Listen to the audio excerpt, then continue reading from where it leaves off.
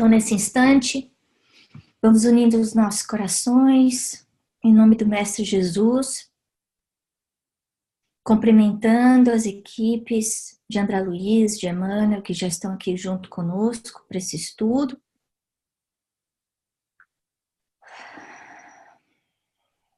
Aproveitando essas vibrações positivas que são derramadas por nós. E acompanhando a Cris na prece inicial do estudo de hoje. Pai misericordioso, agradecemos a oportunidade de estarmos aqui reunidos para esse estudo. Que possamos, Senhor, estarmos conectados com a equipe espiritual que coordena esse estudo e que nos trouxe aqui para que possamos aprender esses ensinamentos aqui do nosso querido Espírito André Luiz. Possamos absorver essas lições. E, Senhor, ajude-nos a abrir nossa mente e nosso coração. Que todos os irmãozinhos também desencarnados que precisam desses remédios espiritual, que precisam escutar a palavra de consolo, que também possam se beneficiar deste momento de luz, desse momento abençoado. Obrigada, Senhor, assim seja. Graças a Deus. Então, a gente vai começando aqui o primeiro capítulo. E, puxa vida, quinto livro, né? Como a gente viu na semana passada, falando aí do prefácio, esse livro vai estar cobrindo alguns temas bem delicados, falando do desequilíbrio espiritual, falando de loucura, falando de suicídio. E esse primeiro capítulo, André Luiz coloca o título entre dois planos. É interessante a gente pensar esse capítulo, porque a gente está vendo o que está acontecendo pelos olhos de André Luiz, mas o encontro que vai ser relatado no próximo capítulo é um encontro onde existe encarnados e desencarnados. A primeira coisa que me veio na cabeça foi como todas as vezes que a gente está começando um livro de André Luiz, a gente vê ele fazendo uma descrição muito poética da natureza. E hoje eu estava lendo um livro do Neil deGrasse e ele fala uma coisa muito interessante, né? É um livro novo dele que fala sobre leis do universo, astrofísica. É um dos mais vendidos agora. Para quem estiver interessado, depois eu passo o nome.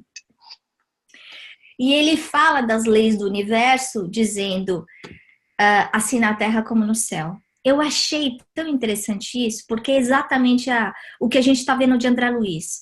A versão que a gente conhece aqui na Terra é a mesma versão que existe lá do outro lado. A única diferença que a gente vê é que os nossos olhos mudam, a nossa visão se altera, tanto aqui quanto lá, na verdade, do que aquilo que a gente absorve da realidade, né? Então é como se a gente colocasse óculos de lentes escuras e aí a gente vê coisas melhores, ou óculos transparentes e a gente se enxerga melhor. Para quem tem miopia, astigmatismo. Ou tem muita gente que tem miopia, astigmatismo e não faz absolutamente nada. Mas do ponto de vista do livro, a gente vê essa sensação de gratidão, esse amor que ele sente e exprime através das palavras dele, né? A outra coisa que eu achei interessante, que combina com esse livro que eu tô lendo, é que no deGrasse ele faz muita comparação entre microcosmo e macrocosmo, né? Essas partículas minúsculas aí que foram descobertas nas últimas décadas, né? Que a gente nem estudou na escola, né? Na minha época era prótons e elétrons, e agora a gente vê que existem partículas muito menores do que essa. E ao mesmo tempo, essa sensação de universo, de multi-universos. E aí a gente sente a nossa pequenez. Como como que a gente é, como as nossas dores são pequenas e relativas em relação à imensidade da criação de Deus, né? Do lado da matéria, né, a gente vê então esse trabalho que é feito com os encarnados. Aí o que me chamou a atenção foi a importância da prece antes de dormir. A gente está vendo que durante o nosso sono a gente entra nesse estado de semi-morte, em que a gente está liberado do corpo, libertado, e a gente tem a habilidade de ir para onde a gente quiser.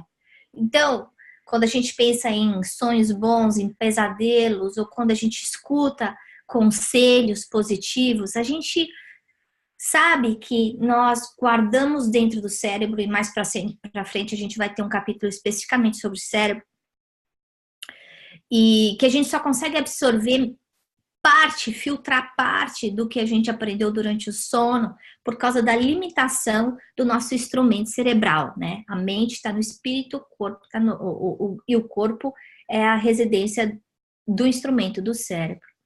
Mas a gente vê essa presença dos instrutores espirituais usando o sono de todos desses trabalhadores de boa vontade. Nesse caso, a gente está falando só de religiões espiritualistas, isto é, que acreditam no espírito,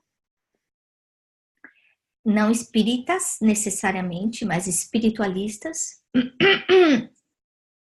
trabalhando esses potenciais que estão aqui na Terra, né, que somos nós, a gente que ainda erra, que faz mais coisa errada do que certa, mas que está procurando fazer o bem. Por quê? Porque nós somos o instrumento da vontade de Deus, né, em relação às outras pessoas. Através do que a gente fala, através do nosso sorriso, através do nosso trabalho, através do nosso exemplo com a nossa família, enfim, como a gente vê o mundo, como a gente trata o mundo. E ele fala dessa psiquiatria iluminada, né? Então, é uma psiquiatria que não está cuidando do corpo, porque a gente sabe que a doença do corpo é uma consequência da doença do espírito. Então, se eu, como a gente estava falando, Cláudia, né? Se eu guardo muita culpa, se eu guardo muita raiva, se eu não consigo perdoar, se eu tenho uma tristeza dentro, isso tudo vai estar ferindo o meu corpo espiritual. E, consequentemente, vai trazer algum tipo de desequilíbrio no meu corpo físico. E essa psiquiatria iluminada vai estar tratando esses tipos de desequilíbrios do espírito, desequilíbrios emocionais, mentais, que a gente vê acontecendo no nosso dia a dia, né? Bom, como a gente já viu nos outros livros, uma semana de trabalho, com exceção, né, do nosso lar, em que a gente tem o relato de um ano da vida de André Luizo, os livros sequentes, a gente viu uma semana de trabalho intenso. Nesse caso, não é uma coisa que já está pré-acertada, como a gente já viu, por exemplo, no último livro, em que eles estavam cuidando de casos específicos de desencarnação. Nesse caso, eles funcionam como um pronto-socorro, ajudando pessoas que estão à beira de cometer um ato que vai ser muito difícil para acertar depois, ou à beira de cometer um erro que vai demorar muito tempo para conseguir consertar. E como a gente falou, foco de loucura, não só a loucura do esquizofrênico que está no homicídio, no hospício, mas dessa loucura que a gente vê muitas vezes nas pessoas que convivem conosco, essas pessoas que são intempestivas, que cometem atos horrorosos em relação ao próximo, em relação ao próximo mais próximo, seja a família, ou seja o próximo como humanidade. A gente vai ver casos de suicídio e a influência, né, do plano espiritual em casos de depressão, podendo levar ao caso de suicídio, e esse auxílio invisível que o plano espiritual vem trazendo para ajudar. E os desastres morais, né? E desastres morais, em um dos capítulos, a gente vai ver a influência do álcool na vida das pessoas. E o quanto a gente não tem consciência dos malefícios do abuso, de qualquer tipo de abuso, seja o abuso sexual, seja o abuso de qualquer uso de droga, seja o abuso de alimentação, de trabalho. A gente sabe que o importante na vida é ter equilíbrio. Num dos capítulos a gente vai estar vendo o abuso do álcool. E é interessante porque não muito tempo atrás eu li um artigo da CNN em que recentemente houve um estudo falando de álcool, dizendo que nenhuma quantidade de álcool deve ser absorvida pelo corpo. Então, tem gente que acha, não, mas se eu tomar, por exemplo, um copo de vinho, eu vou ajudar o meu coração, e aí vem a ciência provando que os benefícios desse copo de vinho são muito menores do que os malefícios que isso traz para o nosso corpo. Nesse estudo que está acontecendo aqui na Terra, e eu sei que fica um pouco gray, né? Isso aí está no plano espiritual, está na Terra? Está na Terra. Esses espíritos mais elevados, eles vêm para cá, para a Terra, por quê? Porque as pessoas que estão aqui, que estão atendendo essas reuniões, ainda não estão prontas para poder subir níveis mais altos. Então, o que acontece? Eles acabam mandando esses emissários para ajudar a gente aqui, né? Então, nesse grupo aí de centenas de pessoas, a gente vê que 80% são encarnados. De novo, existe uma necessidade da preparação da gente antes do sono, para que a gente possa ser acompanhado, né, por espíritos bons. Então, se a gente fizer a prece, eu fizer um pedido para quem pensar, poxa, eu não sei fazer uma prece, se a gente simplesmente pensar, meu anjo da guarda, toma conta de mim, me dá bons conselhos, me leva a escolas, me ajuda a resolver A ou B ou C, seja lá a dificuldade que eu tenha, eu vou ser ajudado. E nesse ambiente aí, no meio da natureza, a gente também vê a importância da natureza como um lugar onde existe uma transferência de energia positiva, né? Aí eles estão num parque, mas a gente já viu em outros livros de André Luiz exemplos de, por exemplo, ir no mar, em praias, né?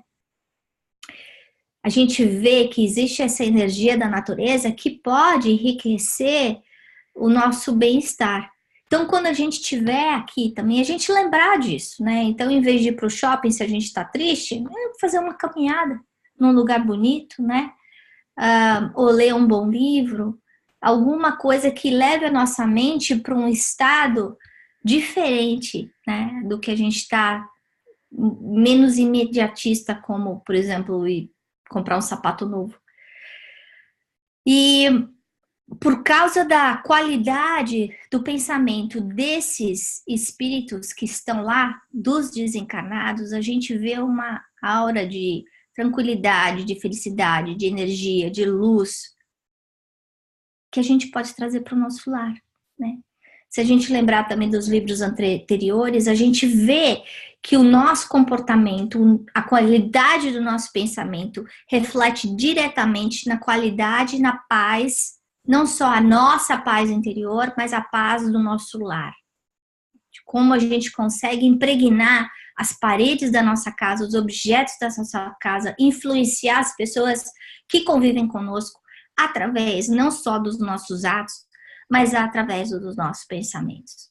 Aí, nesse caso, a gente está vendo aí uma descrição rica, mostrando graficamente o que está acontecendo, né, durante essa reunião por causa da qualidade do pensamento e da prece.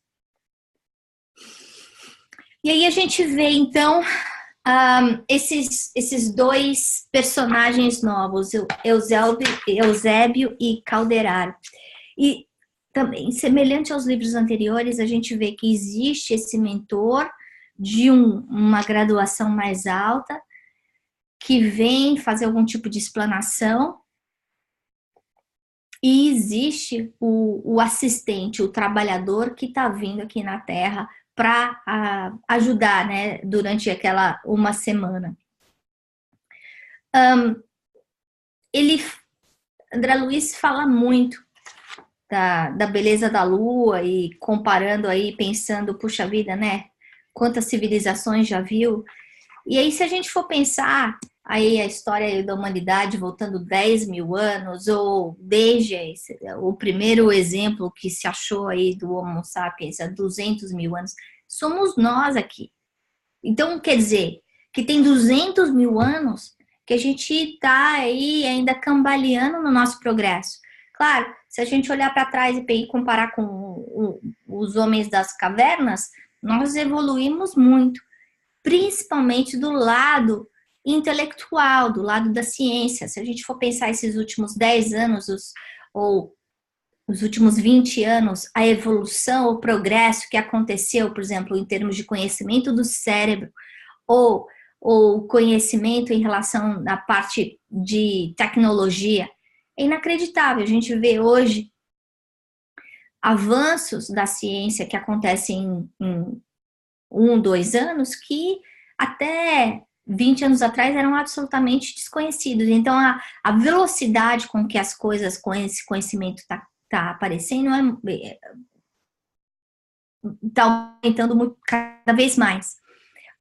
Do outro lado, a gente vê essa inteligência forte, mas o aspecto moral ainda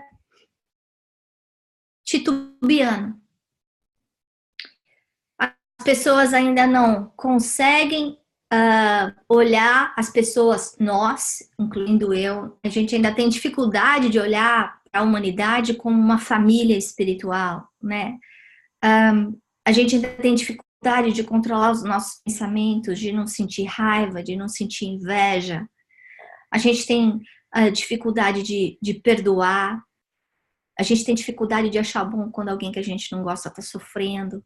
A gente tem dificuldade de ficar feliz com a felicidade do outro. É muito mais fácil a gente ser supportive quando o outro está na desgraça do que quando a gente está vendo o outro se dar muito melhor do que a gente, né? Então, esse nosso egoísmo atrasa o nosso crescimento.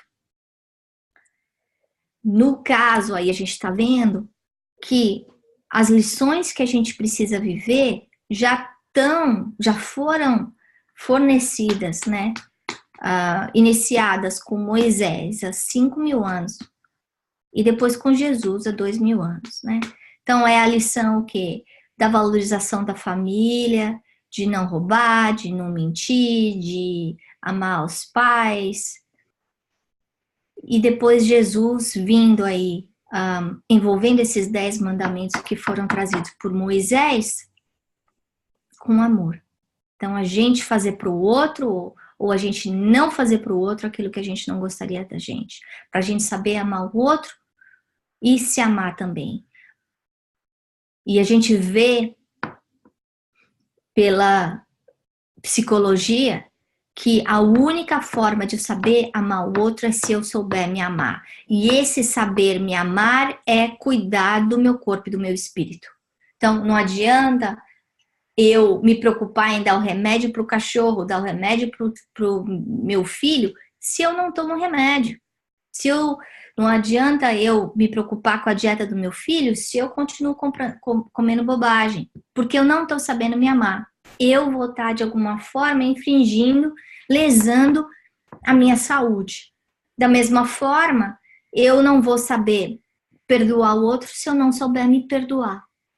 Eu não vou saber não julgar o outro se eu não parar de me julgar. Então, esse exercício da reforma íntima, a gente vê que é fundamental para a nossa felicidade e também para a felicidade do outro. A única forma da gente manter o nosso equilíbrio no meio a tanto caos que acontece ao nosso redor, caos o quê? Então, eu perdi o emprego, alguém que eu gosto muito morreu, ou eu tenho dificuldades sérias na família. A única forma de eu conseguir manter essa ordem dentro de mim é eu modificar o meu plano mental. É eu prestar atenção naquilo que eu estou pensando, naquilo que eu estou sentindo e naquilo que eu estou fazendo e tentar melhorar. E como é que a gente ajuda? Como é que a gente se ajuda? Seja com profissionais, e se eu não tiver profissionais disponíveis, é eu fazer o meu exercício de autodescobrimento, né? O que eu tô sentindo? Por que eu tô sentindo? E a gente tentar colocar um pouco mais de gratidão na nossa vida. Muitas vezes a gente pergunta, né, o que você tem de bom? A pessoa fala, não tem nada de bom na minha vida. Não é verdade. A vida em si é um privilégio, é uma bênção. A habilidade que a gente tem de respirar, a habilidade que a gente tem de ter essa máquina do nosso corpo, mesmo ela às vezes vindo aí defeituosa. E todas as outras pequenas coisas que a gente acaba esquecendo e não dando valor, né? Se alguém falar para mim, eu te dou $100.000 para você me dar o seu braço, quanto custa o meu braço? Quanto custa a minha mão? Né? Qual é o preço que eu coloco numa coisa dessa? Que muitas vezes a gente se esquece, né? A oportunidade de aprendizado que a gente tem todos os dias com as pessoas com que a gente convive, mesmo aquelas que magoam a gente, porque essas são as que realmente estão ajudando a gente a crescer, desenvolvendo as áreas que precisam ser desenvolvidas dentro de nós, como paciência, resignação, amor, perdão, compaixão.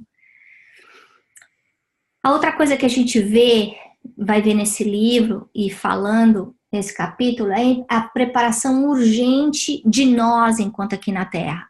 Porque como a gente viu no slide anterior, seja feita a vontade do Pai aqui na Terra como nos céus, o que a gente está sentindo aqui, seja coisa boa, seja coisa ruim, é a mesma sensação que a gente vai sentir quando a gente partir para o outro lado. E é uma das coisas que a gente vai ver, né? Mais para frente, num caso de uma pessoa que está pensando em suicídio e que o plano espiritual se preocupa porque sabe que era uma pessoa boa, mas se fizesse aquilo, ia causar um problema muito grande para ela, desnecessariamente, né? Então, é a gente trabalhar a reforma íntima, colocar mais conhecimento na nossa vida, ter essa sede de conhecimento, não é só a sede de crescimento, eu quero melhorar no meu trabalho, eu quero continuar estudando e terminar essa faculdade, enfim. É a gente se policiar e pensar, eu, hoje, tenho esses defeitos, tenho essas limitações, como é que eu quero estar daqui a um mês? Agora a gente começa nesse livro, como é que eu quero estar daqui a 20 semanas quando eu terminar esse livro? Como é que eu vou aproveitar o tempo desses mentores que estão ao nosso redor para melhorar o que eu sou e, consequentemente, melhorar a qualidade da minha vida, né? No livro que a gente acabou de terminar, O Obreiros da Vida Eterna, a gente vê 2 exemplos que são Fábio e Adelaide, em que a desencarnação e a adaptação no plano espiritual acontece de uma forma muito simples, por causa da qualidade de vida que eles já tinham, a qualidade de pensamento que eles tinham dentro de casa.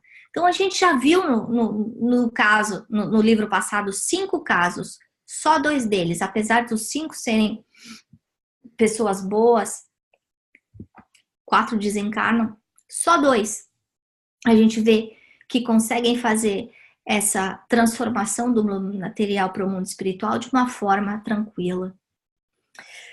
Bom, então o objetivo desse trabalho, o objetivo desse livro é a manutenção do equilíbrio dessas pessoas que estão passando por casos emergenciais. Então a gente lembrar disso. Quando nós estivermos passando por essa sensação de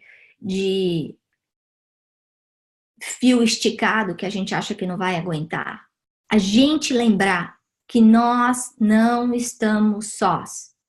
E não é só com os parentes que vieram antes da gente, que gostaram da gente, que já estão no plano espiritual. Não, é o amigo do amigo que vai pedir ajuda por nós e que vai estar do nosso lado para nos resgatar. Mas para isso é necessário que a gente se esforce. que a gente procure, não da boca para fora, mas de dentro para fora, com o coração, com humildade, sem revolta, sem cobrança, sem briga com Deus, né? Bom, a gente vê uma coisa interessante, né? O Calderaro falando que para nós encarnados, para a gente conseguir vencer as dificuldades que a gente tem no dia a dia, que todos nós conhecemos, sejam físicas, sejam morais, é necessária a ajuda do plano espiritual. E a gente sabe que quando a gente fica sem esperança, quando a gente não tem fé, a vida fica muito mais pesada, porque a única coisa que a gente consegue focar é na dor. Então, esse desapego, essa busca de algo mais além do terra-terra, porque a gente já sabe que quando morrer, o corpo fica embaixo da terra, mas o espírito sobrevive.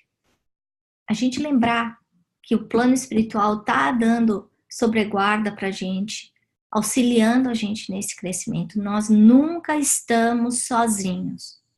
É claro que a gente escolhe a nossa companhia, dependendo dos nossos atos, da qualidade da minha vibração. Da mesma forma que a gente escolhe aqui na Terra, né? Mas existe esse milagre, né? Essa interseção entre esses dois planos, dando suporte para que a gente consiga vencer as dificuldades que a gente tem aqui na Terra. E aí, para a gente encerrar, lembrando que a prece é o instrumento que a gente tem para pedir ajuda.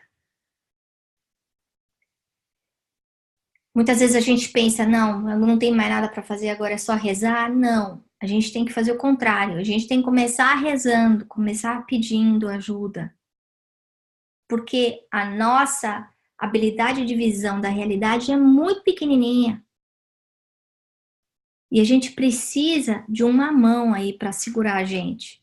Para que a gente não só queira que a gente seja feliz, mas que a gente faça as boas, que a gente tome boas decisões. Decisões boas para o nosso corpo, decisões boas para o nosso espírito eterno, né?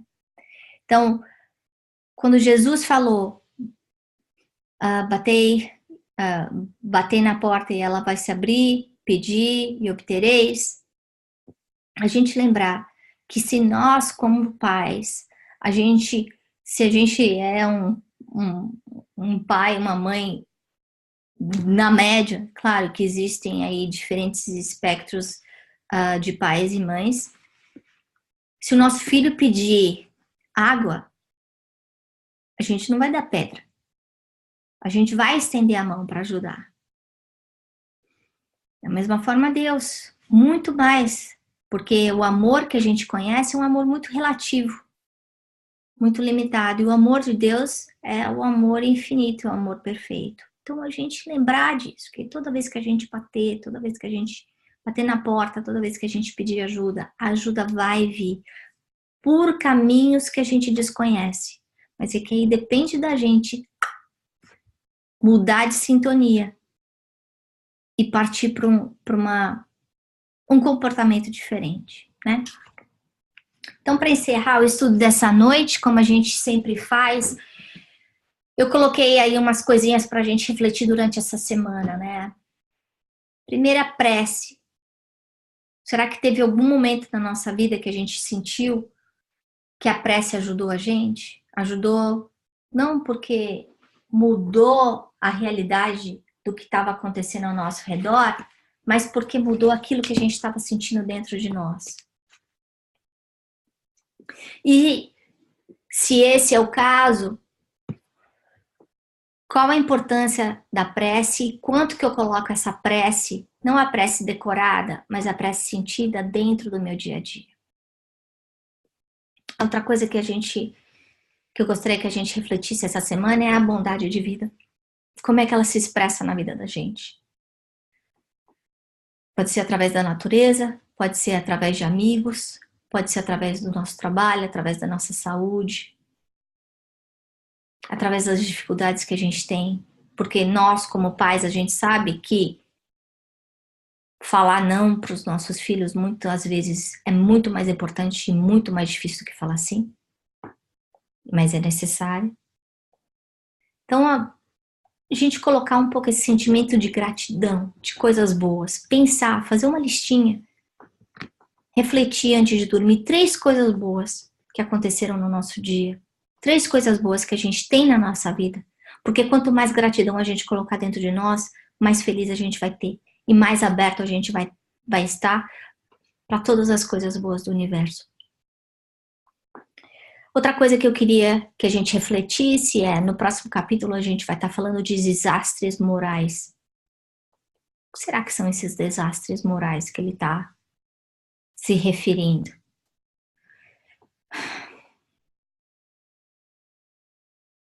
Condicionamentos que a sociedade tem, que são aceitos como normais pela sociedade, mas que se a gente parar para pensar, o fato de todo mundo fazer uma coisa não faz aquela coisa passar de errada para certa. Então, pensar não só no que a sociedade está fazendo, mas no que eu estou fazendo de escolhas erradas. Quais são os desastres morais que eu posso estar causando na minha vida por causa das minhas más escolhas, né? E se existem, e se eu estou fazendo essas más escolhas, o que eu posso fazer para mudar? Então, a gente não focar no problema sem culpa, né? Então, é para a gente trabalhar na solução. E a última coisa para a gente refletir é que o acaso não existe, né? Então, para eu ser feliz, eu preciso construir a minha felicidade. Para eu ter amigos, eu preciso cuidar das pessoas ao meu redor. Para eu ser bem-sucedido no meu trabalho, eu preciso trabalhar. Para eu ir bem na escola, eu preciso estudar. Então, o resultado, a qualidade da nossa vida vai ser sempre proporcional ao nosso empenho, ao nosso esforço, na direção que a gente está indo. Porque a gente sempre vai encontrar aquilo que a gente precisa. Ou a gente sempre vai encontrar o que a gente procura, de bom e de ruim. Se eu quiser só ver pessoas boas, eu vou ver só pessoas boas. Se eu quiser só ver coisas ruins no mundo, eu vou ver só coisas ruins no mundo. É que nem quando a gente está grávida, que a gente só enxerga grávida ao redor da gente. É muito engraçado. Então, a gente sempre vai enxergar aquilo que nós estamos programando na nossa mente. Se eu quiser achar coisa ruim durante o meu dia, durante a minha vida, eu vou achar. E olha, como ele está falando, precisa de um esforço consciente, um trabalho consciente para eu conseguir mudar esse tipo de atitude, que não é fácil, mas que é a única forma de eu conseguir melhorar e me sentir melhor. Então, era isso que eu tinha para conversar essa noite com vocês. Esse livro, como a gente já comentou, é um livro altamente complexo, tem muita informação, então, por favor, leiam antes o capítulo, antes da gente se encontrar, para ter tempo de digerir, né? Ler com cuidado, sem pressa, para a gente poder refletir junto aqui nos ensinamentos de André Luiz. E antes da gente encerrar, alguém tem alguma perguntinha? Alguém quer comentar alguma coisa? Eu coloquei todo mundo em mute, então eu vou fazer uma coisa, eu vou tirar todo mundo do mute e eu vou pedir para que vocês coloquem vocês de mute de volta, quem não quiser falar. Ana, eu queria só convidar todo mundo, uma vez que o capítulo está falando de equilíbrio, está falando, o capítulo não, o livro, de equilíbrio, de mente, né? Aquilo que a gente está fazendo para utilizar essa força que a gente tem. Eu gostaria de convidar todos nós para fazer uma imagem de nós mesmos. Vamos dizer que o plano físico e o plano espiritual são os nossos 2 pés, né? Então, a gente caminha com equilíbrio com um pé, e aí você leva o outro pé. E, de repente, a gente pode observar que a gente fica skipping com um pé só. Então, ou põe só o material na frente e vai pulando com o outro atrás, ou põe só o espiritual na frente e vai pulando com o material atrás.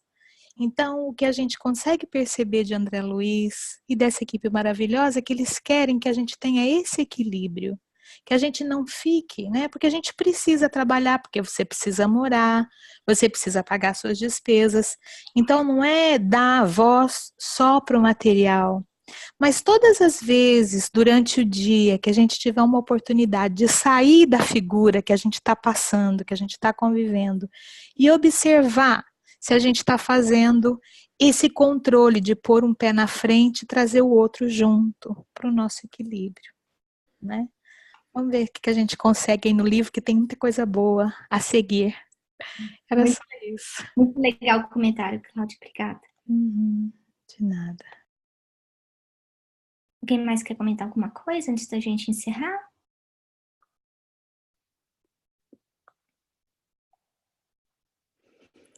Karina, você quer fazer a prece final pra gente? Posso fazer, Ana. Uma Obrigada. perguntinha rapidinha. Eu lembro que acho que no livro dos Mensageiros, a gente teve um capítulo que a gente estudou que tinha uma equipe, assim, espiritual que vinha de noite e fazia uma certa limpeza. Não sei se eu tô lembrando certo. Essa equipe, ela é ligada com essa outra equipe que a gente viu hoje, ou são trabalhos totalmente diferentes, ou eles... Porque, de certa forma, eles vieram colocar o equilíbrio de volta também na mente das pessoas, ajudar no pensamento? Então, é uma ótima pergunta. Nesse caso, a gente está falando de um grupo diferente. Agora, uma coisa para a gente pensar, Karina, é que se eu estou precisando, por exemplo, de algum conserto na minha casa, a pessoa que vai estar consertando o cano da pia é diferente da pessoa que vai cuidar da parte elétrica da minha casa. São todos contractors, todos eles têm essa habilidade que eu não tenho de resolver. Nesse caso, esse grupo aqui é um grupo chamado quase que de pronto-socorro. Eles vão estar cuidando de casos extremos, à beira da loucura ou à beira do suicídio, ou com algum desvio muito grande.